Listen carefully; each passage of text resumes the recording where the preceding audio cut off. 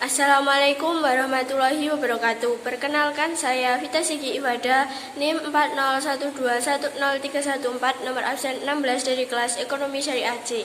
Di sini saya akan mempresentasikan tentang konsep masyarakat, bangsa, dan negara.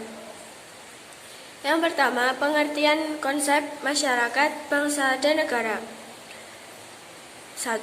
Konsep masyarakat. Masyarakat merupakan kumpulan individu yang mempunyai kepentingan yang sama. Misalnya, masyarakat desa. Mereka merupakan kumpulan dari beberapa individu yang hidup di wilayah pedesaan yang mempunyai pekerjaan, pandangan hidup yang sama, budaya atau adat yang sama.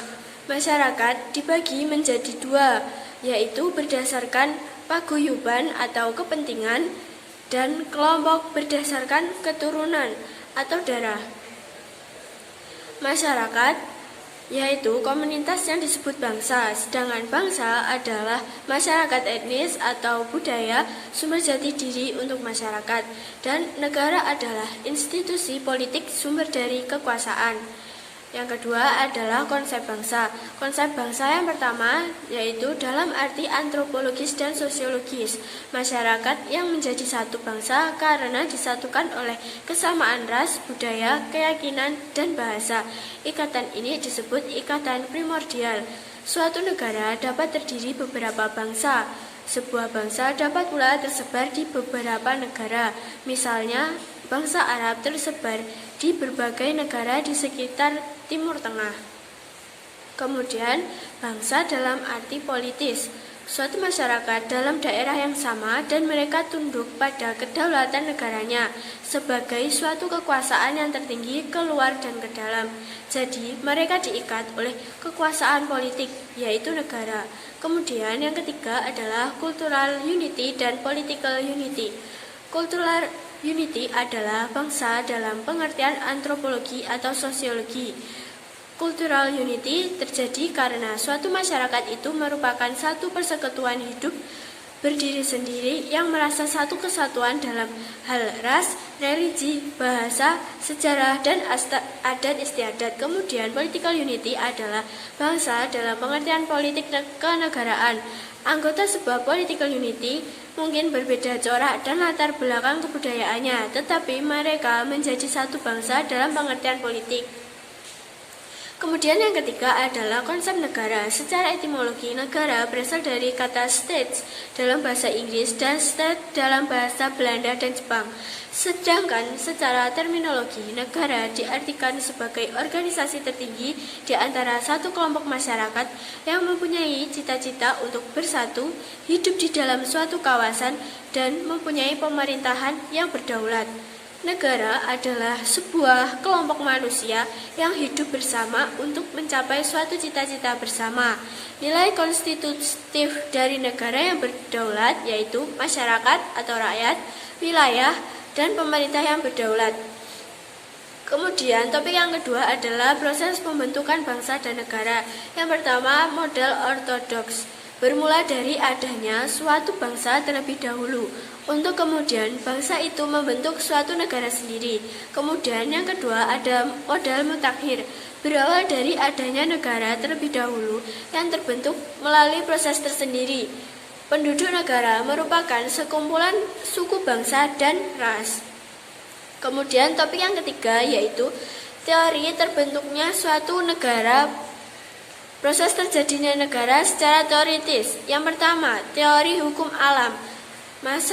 Pada masa Plato dan Aristoteles, yaitu terjadinya negara secara alamiah. Yang kedua, teori ketuhanan. Segala sesuatu adalah ciptaan Tuhan.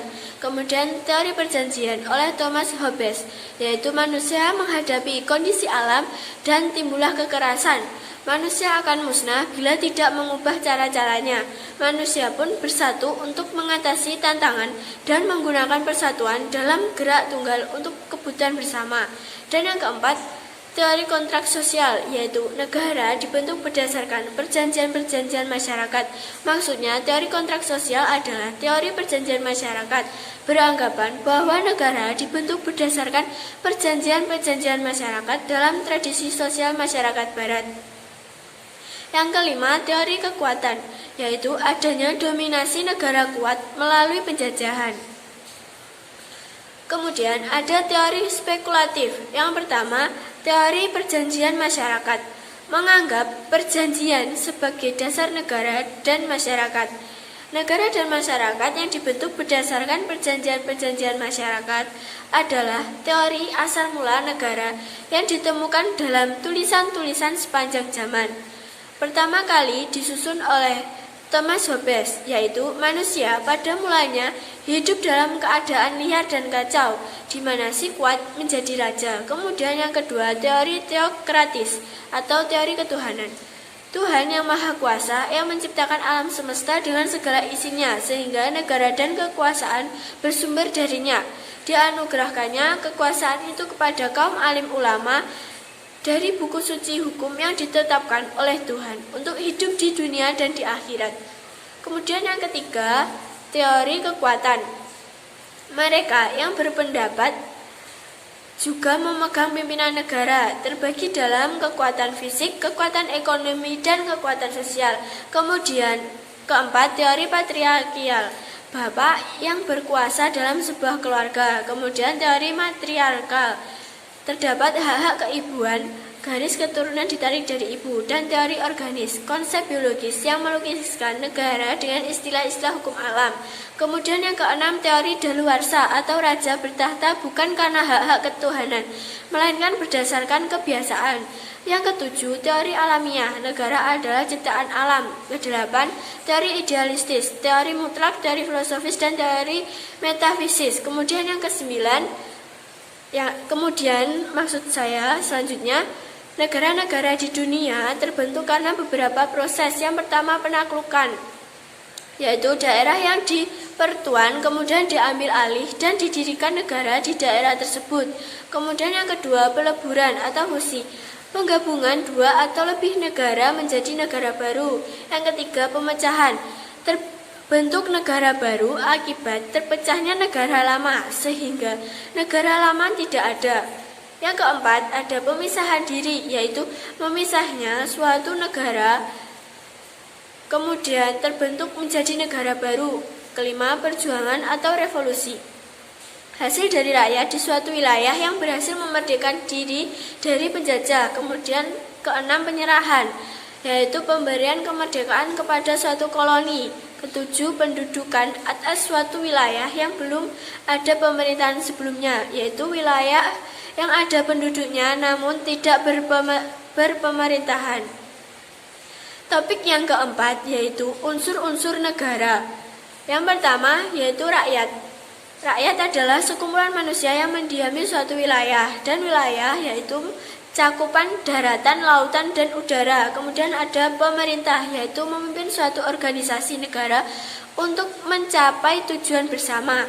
Kemudian ada pengakuan dari negara lain, yaitu de facto, pengakuan atas fakta suatu negara, dan de jure, yaitu pengakuan sahnya suatu negara atas dasar pertimbangan yuridis. Topik yang kelima ada fungsi dan tujuan negara. Fungsi negara dapat diartikan sebagai tugas daripada negara. Dari ahli terkenal John Locke, fungsi negara dibagi menjadi tiga, yaitu fungsi legislatif untuk membuat peraturan, fungsi eksekutif untuk melaksanakan peraturan, dan fungsi federatif untuk mengurusi urusan luar negeri dan urusan perang dan damai. Kemudian dari Montesquieu, fungsi negara yaitu yang pertama, fungsi legislatif, membuat undang-undang. Yang kedua, fungsi eksekutif, melaksanakan undang-undang. Dan fungsi yudikatif, untuk mengawasi agar semua peraturan ditaati, atau fungsi mengadili yang populer dengan nama trias politica. Kemudian tujuan sebuah negara diantaranya yang pertama untuk memperluas kekuasaan, kemudian menyelenggarakan ketertiban hukum untuk mencapai kesejahteraan umum. Dan topik yang keenam, hubungan agama, negara, dan ideologi di Indonesia. Yang pertama ada paradigma integralistik. Paradigma ini hampir sama persis dengan pandangan negara teokrasi Islam. Paradigma ini menganut paham dan konsep agama dan negara merupakan suatu kesatuan yang tidak dapat dipisahkan. Islam tidak mengenal pemisahan antara agama atau din dan politik atau negara sebagai daulah. Yang kedua ada paradigma simbiotik, yaitu hubungan agama dan negara berada pada posisi saling membutuhkan dan bersifat timbal balik. Artinya, agama membutuhkan negara sebagai instrumen dalam melestarikan dan mengembangkan agama. Begitu juga sebaliknya, negara juga memerlukan agama karena agama juga membantu negara dalam pembinaan moral, etika, dan spiritualitas warga negaranya. Yang ketiga ada paradigma sekularistik, yaitu agama dan negara merupakan dua bentuk yang berbeda dan satu sama lain tidak boleh melakukan inversi. Negara adalah urusan publik, sementara agama merupakan wilayah pribadi masing-masing individu warga negara. Kemudian ada hubungan agama dan negara di Indonesia. Karena kompleksnya persoalan yang muncul dan negara yang mayoritas warga negaranya beragama Islam, maka hubungan agama dan negara yang bersifat antagonistik. Negara memberlakukan kebijakan the politics of containment agar wacana politik Islam yang formalistik, legalistik, dan simbiotik itu berkembang lebih lanjut. Hubungan agama dan negara yang bersifat akomodatif, munculnya sikap akomodatif negara terhadap Islam karena beberapa alasan. Yang pertama dari kacamata pemerintah, yaitu jika Islam diposisikan pinggiran akan menimbulkan masalah politik yang cukup rumit. Kedua, di kalangan pemerintah sendiri terdapat figur yang tidak terlalu fobia terhadap Islam. Demikian presentasi tentang konsep masyarakat, bangsa, dan negara. Atas kurangnya saya mohon maaf. Wassalamualaikum warahmatullahi wabarakatuh.